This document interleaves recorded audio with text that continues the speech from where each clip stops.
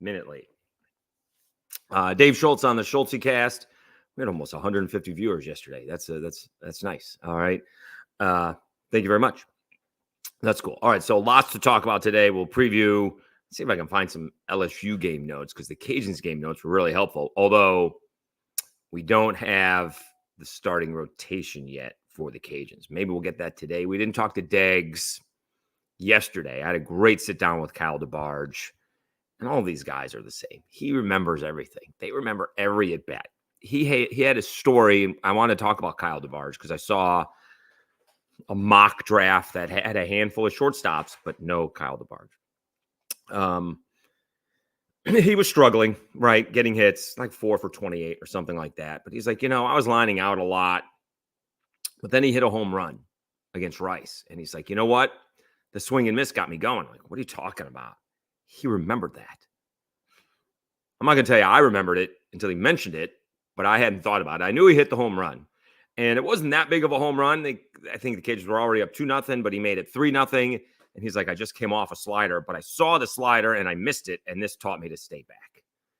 It was a really good conversation. I think the only thing I didn't ask him about was, being, the home run, the Cajuns home run king, if you will, single season home run king anyways.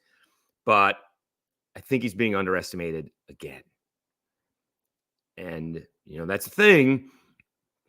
When you don't have a lot of guys that are his size, that are big time major leaguers, you have some.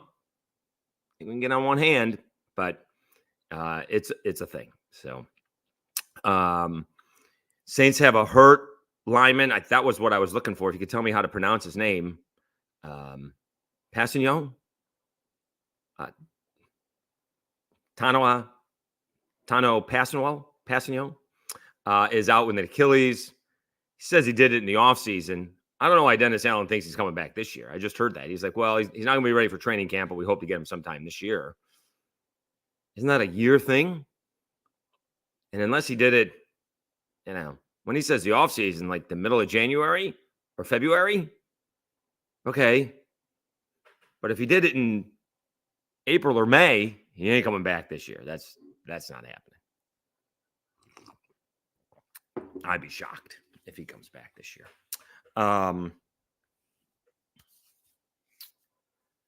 Did a little bourbon hunting yesterday. I just always happen to go into Sam's. Whenever I go into Sam's, I think I've bought one thing from Sam's. And there was it's kind of an overrated bourbon, but and when I say that, it's usually too pricey. But this was like, from the price that I saw, it was like 70% off, 66% off. It was 1/3 of the cost. 1/3 of what I've seen it before. I think I've seen it in stores at about half. No, about 50%. No, not 50% off. It was like $1.50. And then you see it for like $100. This was a $50 bottle, which everybody was very excited about. All right, so let's talk about this Cajuns matchup in College Station. And, Texas, statistically, and the Cajuns are pretty even. All right, Sully did a good job with the game notes, gives us the rundown matching the offense, defense, and the pitching. Now let's just go through it real quickly. Cajuns are hitting 299, Texas 290. Cajuns scored 406 runs, Texas 412. Cajuns have 584 base hits, Texas 569, right? These are relatively even statistics. The one that Texas has a little bit more of is home runs. They've got 109 to the Cajuns 75. All right. Stolen bases, Cajuns have about 50% more, 66 to 41. ERA, Texas has about a half a run higher, 4.87, 4.32 to the Cajuns. WHIP, approximately the same, maybe an extra base runner here or there. WHIP is about 1.5 for Texas. That's rounding up, and the Cajuns rounding down is 1.3. Fielding percentage, just about even. 972 to 973. And, it is amazing on the difference in that. So the Texas fielding percentage is 0.973. That ranks them 90th. That's almost 30 spots higher. That is 26 spots higher than the Cajuns, who are 972. What's that, one error? Maybe two? Grambling's got some impressive, I would say, offensive numbers. All right. They're doing pretty well. Okay. They have a team batting average of 312. They rank 58th in runs scored, 436. They are 116th in hits, 541. They do not hit home runs, 48 home runs. Stolen bases, they have 80. That's tops in the region. Here's where it's a problem. Their ERA is 8.30. The thing is, and Grambling is gonna, they're gonna have one guy, and can they get that? Can they get it done? Do they give up the one guy at Texas A&M, or do they wait for game 2, which may be more gettable, and then see what happens then? I don't know. Their WHIP is almost 2 a game, and they do not play very good defense. Their fielding percentage is 965. That's 228th in the NCAA. Now you go over to A&M, and again, it's one of the best teams in all of college baseball. They got a 302 batting average. They've had 500 runs. That's ranking 13th in the nation, right? That's almost 100 more than the Cajuns and the Longhorns. 589 hits, which is about the same amount. Home runs, they are 5th in the nation with 124.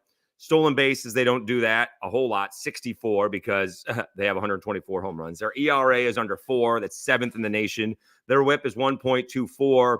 That's 4th in the nation. And their defense is 978, which is good for 31 in the nation. That's why this is going to be really hard. Even if the Cajuns play up to their potential, it's going to be really hard to do this, right?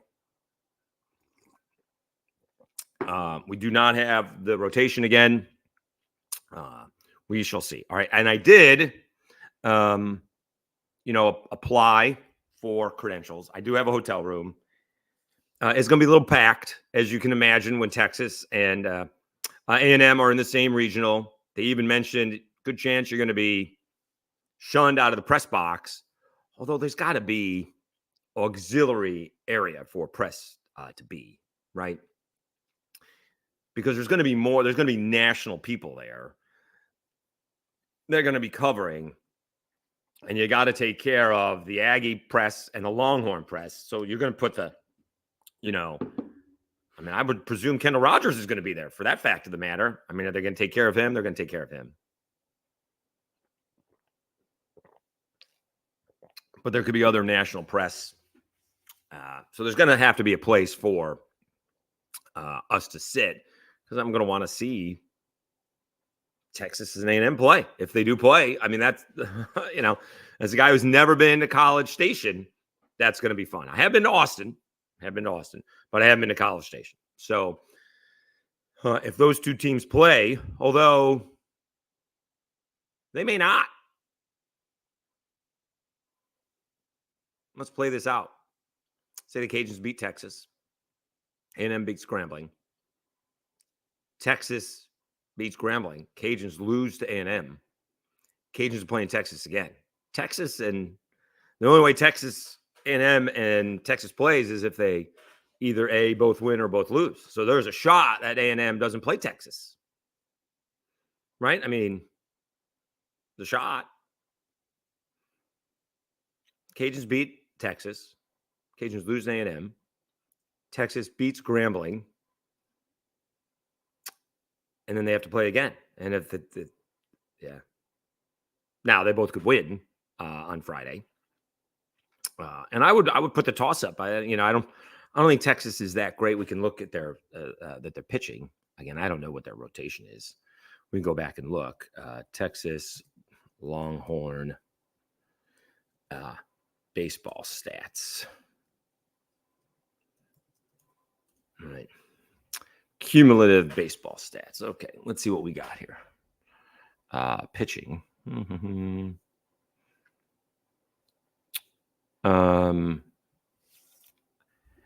They have, Max Grubbs. He's got a 3.41 ERA. Seems to be like a control pitcher, right? He's not blowing you away. More hits than innings pitched. 46 strikeouts and 68 2/3. Batting average against is 268. So he's pitching to contact. Ace Whitehead, which is that sounds like a made-up pitching name. 4.33 ERA, 4-1, 60 innings pitched, 42 strikeouts. Batting average against is 231. All right. Then LeBaron Johnson Jr., he's got a 5.88 ERA. So now let's go to the results. And let's see. Let's go to the last series instead of the Big 12 championship. All right. Let's go to the Kansas series. Let's see what we got here. And that was in Texas. And let's see who pitched. So Charlie Hurley pitched 6 shutout innings. Let's go back and look who that is. All right. All right. Look at the stats again. Charlie Hurley made 9 starts, 5.32 ERA. Opponents hitting 266 off him. But he did throw 6 shutout innings against Kansas 2 weeks ago. All right. Let's see who else is pitching. All right. Scheduled results. Friday. Let's see here. I think they swept Kansas. They did. They scored 2 in the 9th against Kansas. So somebody else pitched well. They won. They beat Kansas in the second game 3-2. So someone else pitched okay. Max Grubbs didn't go very long, but he gave up 1 earned run in 4 2/3 innings. Let's see. Okay. Obviously that's pretty good. Ace Whitehead came in relief in that one, in the middle relief. All right. So we're not really getting a clue on who it is here. And then on Saturday, they went LeBaron Johnson, and he also pitched well. Well, that ball game was a 9-7 back and forth affair. And LeBaron Johnson, he gave up 1 run on 5 hits in 6 innings. All right. So now let's go to the I think they were 2 and done in the Big 12 championship as well, like the Cajuns. They lost to Texas Tech and Cincinnati. Okay. So on Tuesday, Ace Whitehead gave up 4 runs in 5 innings. All right. And then on Wednesday, Charlie Hurley gave up 2 runs on 6 hits in 3 innings. And that was lost late, if you will. Each team scored 4 runs in the 8th inning. So who gave up the runs in the 8th? LeBaron Johnson. No, he a little erratic with the 3 walks. So basically it's gettable. Okay, that's the thing. Also hearing some things, and I'll give credit. I guess Foote had Deggs on his show because I am concerned about LP Langevin. All right. Although he didn't really want to talk about the NHL playoffs. I was like, you guys have talked enough baseball. He wants to talk NHL. And he's like, no, my team lost, which I presume that is the Maple Leafs. But okay. That could be a cliche stereotype, but that's where he's from. I think he's tired. I don't think he should be pitching more than 30 to 35 pitches. If he's coming in the 5th or 6th and think you're getting, 5, 6, 7, 8, 9, you're going to get 15 outs. I don't think that's going to happen. See if you can get 6 outs. Okay. And have a plan B in case maybe you have to bring him in the 6th to get that strikeout. All right. And he pitches the 6th and the 7th. You got to figure out how to get through the 8th and the 9th. Deggs being Mr. Analytics doesn't think he does well in the daytime. His stuff is better in the day. All right. Or better at night. Sorry. Better at night. Although his biggest pitching performance, I think, was Coastal Carolina. But here's the thing that he also said, which again, that's why he's Deggs and I'm me. He does better when he comes in after Herman because Herman is off speed, breaking balls, whereas one's throwing 85 to 87 from the left side and the other one's throwing gas from the right. And So that's the thing. All right. Now they're playing 5 o'clock on Friday. If there's no rain, which there are storms expected, and A&M's playing at noon, and we just start on time, even if he's pitching at 7:30, it's not going to be daytime yet. I mean, we're still not, days are still getting longer, right? We still got a month or so until the longest day of the year. So it's still not going to be, it's not going to be nighttime. Now, if there's storms coming and the Cajuns don't start until 7, then, if he's not coming in until the 6th or 7th, then it will be dark. And, you'll be under the lights. So, that'll be a thing. We'll see. We're going to try and sneak over to the ballpark. They didn't ask me when the schedule would be good for me, as they should have. Of course, we got the Orange Theory class at noon. They're leaving at noon. I can't be in 2 places at one time, so we'll try to get over there early. And it'll take me 20 minutes to get from Cajun Field to the ballpark. So we'll have to leave at 11:40. I don't think getting video of the bus leaving is that big of a deal. But if I can get Deggs to say who is pitching, that would be nice. I don't know if we're gonna. All right. And again, I saw A&M's game notes, and they said predicted lineup, and they did the lineup by position. When I first saw it, I thought they were doing it by order.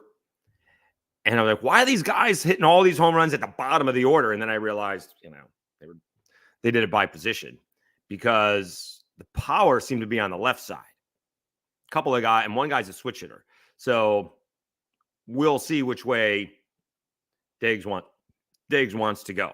So I'm presuming Herman or Morgan, and I'm going to lean towards Morgan. Herman hasn't pitched in 2 weeks, so we'll see.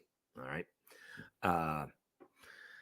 Let's see if we have LSU game notes. LSU baseball. And see if they did the same thing as the Cajuns did. Baseball. Regional info.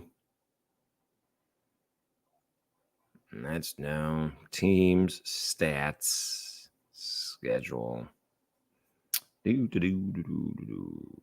Let's see. There's the stats for LSU. Let's see if they have a place for game notes. No, let's go to schedule. Sometimes they put it there. Kind of a game preview deal.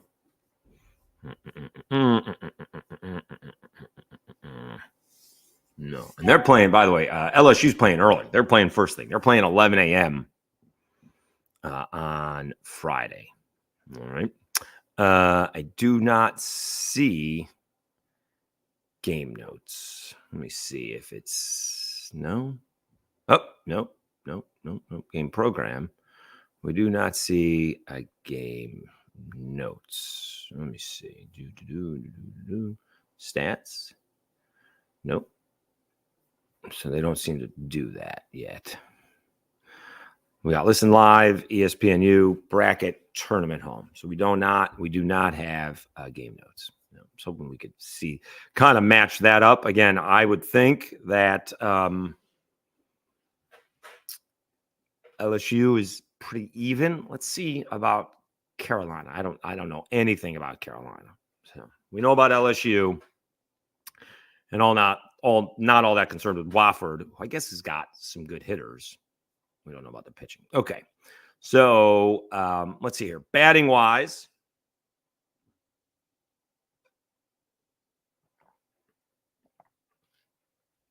Carolina's got some guys. They got some dudes. All right. They got 1, 2, 3, 4, 5 guys with double digits in home runs. All right. Parks Harbor's got 20. Vance Honeycutt got 22.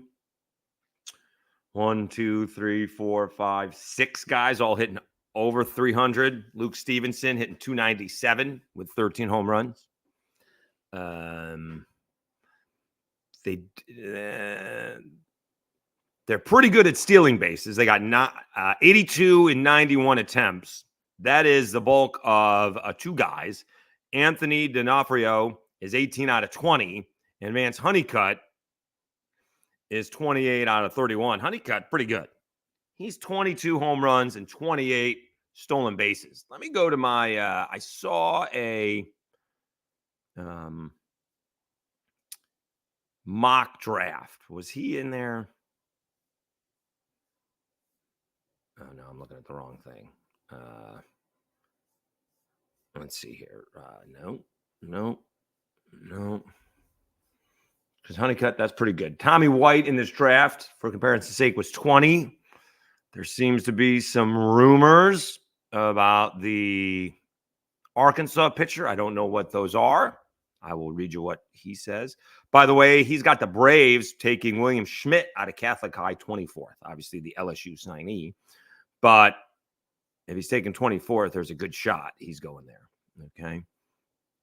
He's got the Blue Jays taking Tommy White. He's got the Mets taking Honeycutt at 19th. Okay. The Mets seem like the perfect organization to get the most out of Honeycutt's raw, unpolished tools, and they like them. It's plus raw power, double plus defense in center field, plus speed and a solid average arm. Honeycutt struggles to make consistent contact. Let's see. Do we got the strikeouts?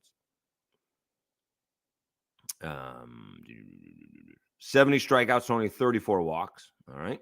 It's not awful.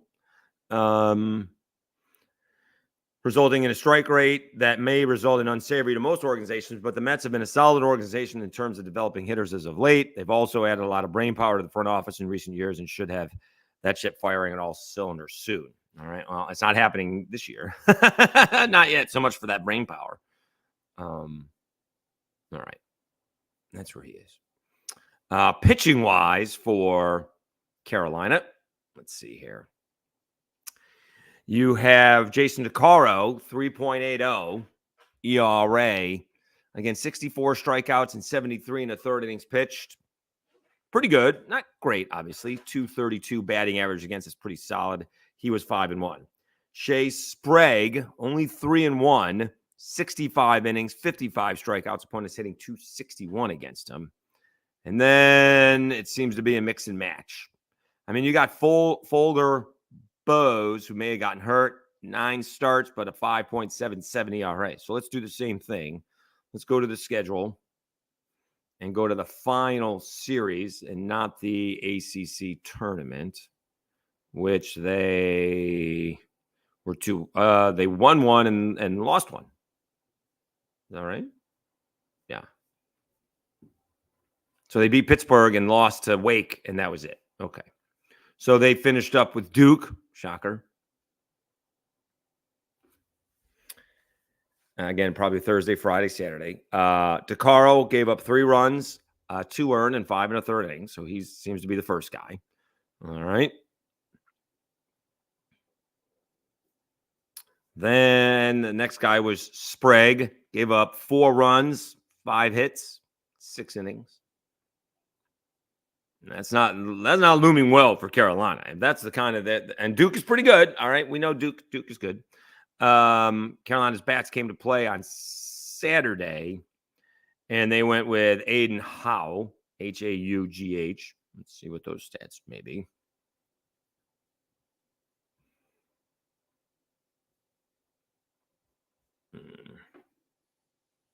Aiden Howe, 4.07 ERA, only made 6 starts this year. Now, I mean, it would appear to me that LSU has a huge advantage. I'll also say this and give credit to Dawson from, I still call it 1037. Apparently, let me see if I get this right. Every ACC host got an SEC 2 seed. Every SEC host got a group of 5 2 seed.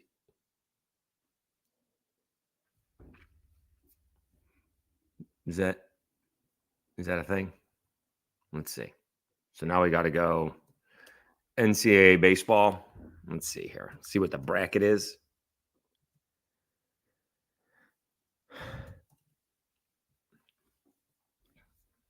Okay, so let's see the bracket. Okay, so Tennessee, number 1, Tennessee, Southern Miss. Number 1, Kentucky, Indiana State. Number 1, Arkansas, Louisiana Tech. Number 1, Clemson, Vanderbilt.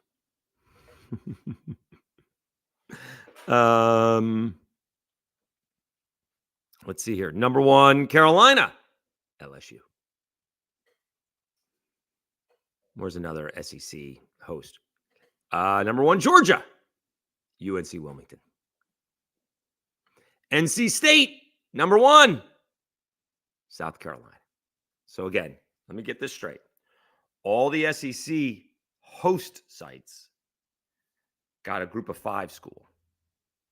All the ACC sites got SEC schools. Woo-wee. All right. Florida State got Alabama. East Carolina. Well, that's not ACC. Sorry. Virginia, number 1, Mississippi State. That's crazy. Carolina, LSU. A&M got the Cajuns.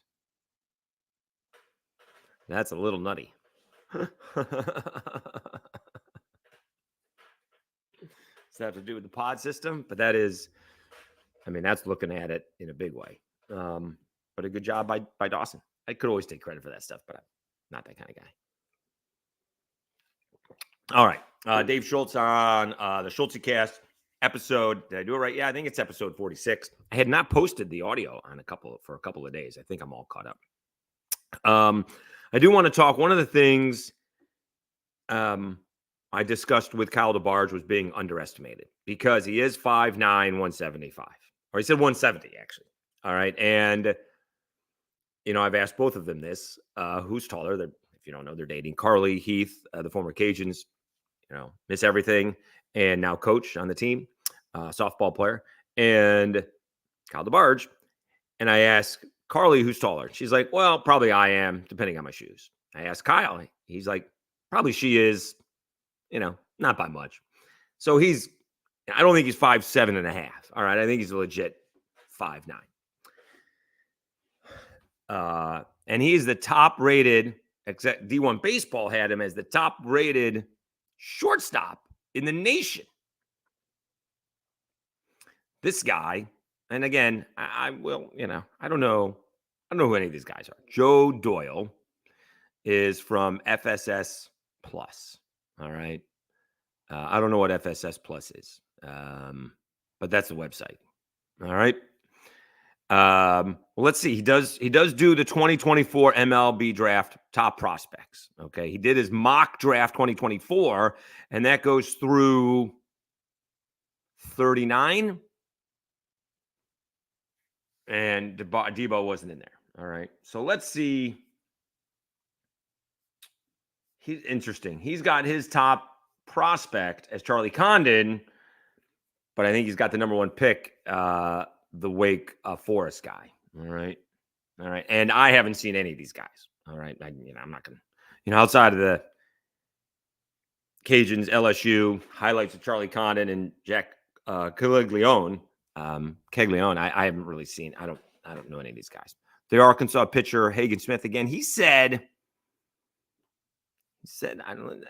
there's rumors about him. I don't know what those rumors are. All right.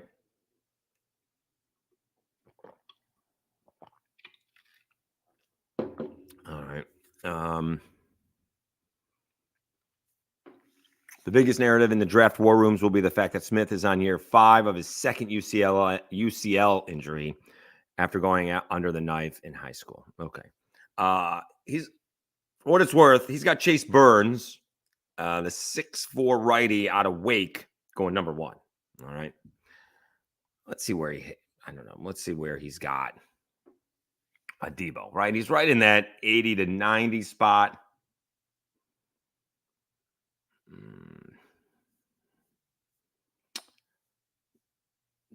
not here yet. Let's see here. We're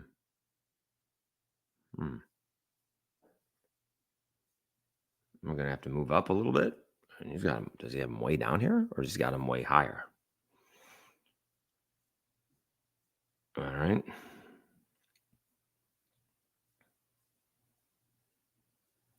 All right. Now I got to go up. Oh, let's do shortstops. All right. That's easier. Okay. He's actually got Kyle DeBarge 65th. All right. But he does have 1, 2, 3, 4, 5, 6, 7, 8, 9, 10, 11, 12, 13, 12. He's got DeBarge as the 13th best shortstop. That includes guys that play in the outfield and are out of high school. I don't think there's any. I mean, if you are really rolling the dice when you're taking somebody out of high school, all right? In a big way. So let's see what he says about Kyle DeBarge. Okay. DeBarge burst on the scene in 2023 in a big way, anchoring the potent UL lineup with thump speed and subliminal approach at the plate. DeBarge comes packed and explosive, tightly wound middle infield profile. He's got extremely quick hands and shoots the ball to all fields, making tons of contact. It's a super balanced profile at the plate with potential impact at the next level, though he'll have to drastically lower his ground ball rate to take advantage of what he does well offensively. He's a solid average runner, maybe even a tick better than that, with fantastic instincts on the base paths. DeBarge may be forced to second or third base at the next level to be a more premium defender, but for now he handles the position admirably. Okay. Well, I think that has to do with who's there. Who do you get drafted by? Right? He could absolutely play both. I don't, someone smarter than me is going to know his range. He had that, and I think that's where he got tired. Like, he played every day, right? We just don't do that anymore.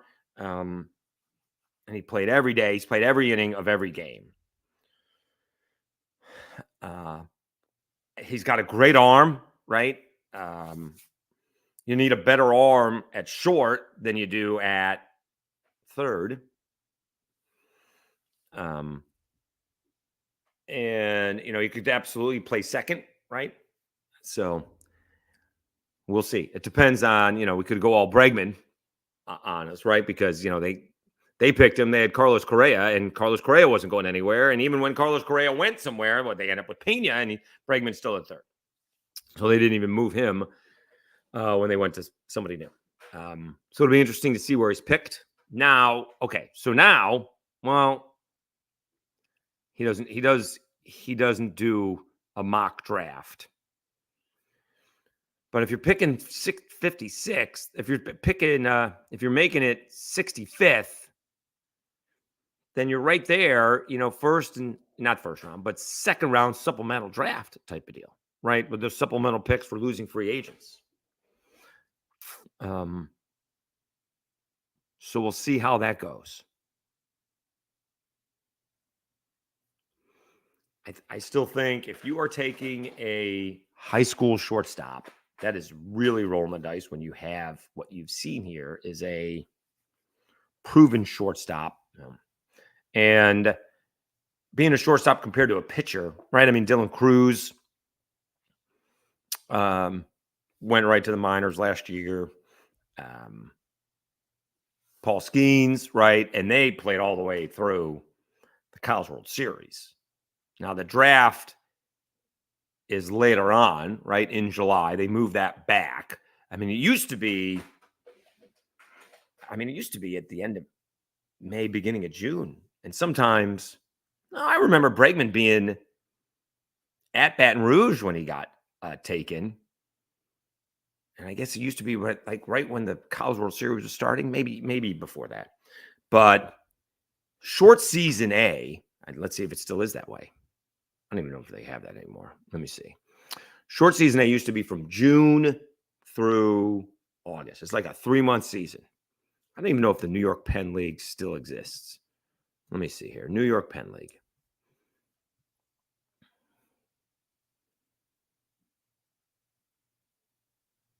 All right. No, it doesn't appear that it does. All right. Let's see if we got short season A. Short season A ball. Okay. Class A short season. We have standings, full season. Oh no, we don't want that. Standings, rookie leagues. Okay. So you got the Arizona complex, Florida complex. Is that it? Dominican Summer League. Oh, did they eliminate the short season teams? Maybe that's what they eliminated, like 40 teams. The great thoughtful Rob Manfred. So maybe they did. Let me see here. Single A schedule. League. Carolina League, Florida State League, California League. I mean, high A. All right. So high A. Is high A now the Midwest League? Wow. The Northwest League is high A. Okay. So the Northwest League, is that really? Let me see the standings here. Full season. Is that really a season? Is that the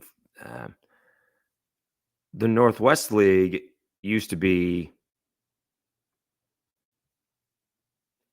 Yeah, the Northwest League used to be short season. Now that is a full season league, but there's only 6 teams. 1, 2, 3, 4, 5, 6.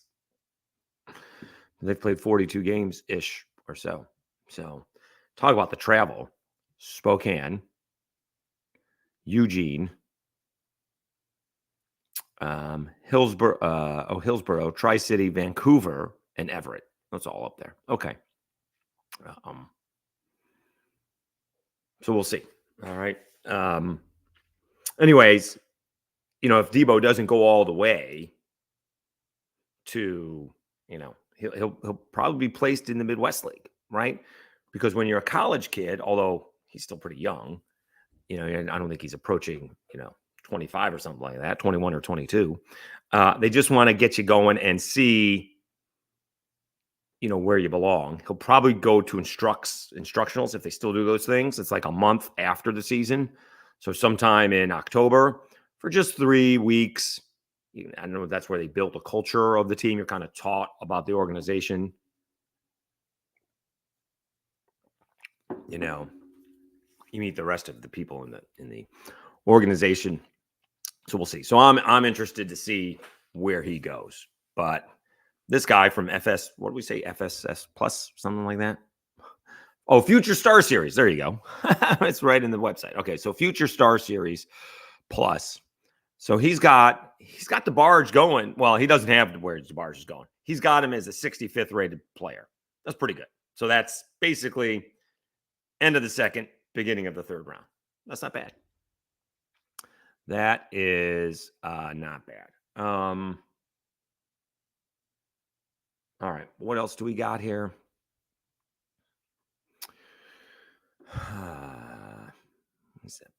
Oh, there was one guy, Fred Toucher, from 98.5 The Hub, who had something bad to say about Bill Walton. I mean, all those things were great yesterday. That was for sure. Let's see what else we had. We had a lot to talk about, but we did previewing College Station, Kyle DeBarge being underestimated because of his size. Again, that's on YouTube. You can find it on the Locked On Sunbelt. I had about a 10 or 11-minute conversation with Kyle DeBarge. This came out yesterday, Saturday Down South. My guy, Matt Hayes. USC tried to get out of the game against LSU. And apparently they had to move heaven and earth to get that game in. And there was no way that they were getting out of that game. And so they had agreed to that game like 4 months before. 4 months before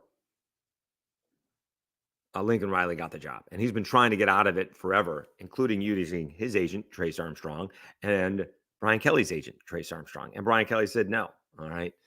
I mean, you like LSU is a 6.5 point favorite. They should win the ball game. All right. Like USC's breaking in, you're replacing Caleb Williams. Now the Tigers are replacing Jaden Daniels, but they've had their quarterback now, right? This is year number 3 for him. Been there forever, Nussmeier. And now he knows the system. It's a matter of, can the wide receivers get on the same page? All right. And we did get a couple of spots to go get some. I'm gonna have to. Yeah, I gotta go. All right, it is what it is. Couple of spots to go find bourbon on the way to College Station. Hopefully, I'm going. I will hear probably today or tomorrow, right? And I can cancel the hotel reservation up until Friday, like 6 p.m. I can even cancel it. All right. Have a great day. We'll see if we can find out more about the Cajuns pitching rotation when we're on our way to Orange Theory, going the roundabout way. See if we can bump into Deggs and see if he. I have a feeling we'll bump into Deggs, and I have a feeling he's not going to tell us. That's what I think is going to happen. All right. Everyone, have a great day. Thank you so much for watching and listening. Please subscribe to the Schultz Cast on YouTube. It's a big help. Locked on Sunbelt. Also, I didn't do Sunbelt win totals. We'll do that tomorrow. Cajuns are high at 8.5. Can get 8 wins, but it was tough to do to get 9. You can go check that out on Locked on Sunbelt. All right. Please subscribe to the Schultz Cast. Have a great day, everybody. Thank you so much.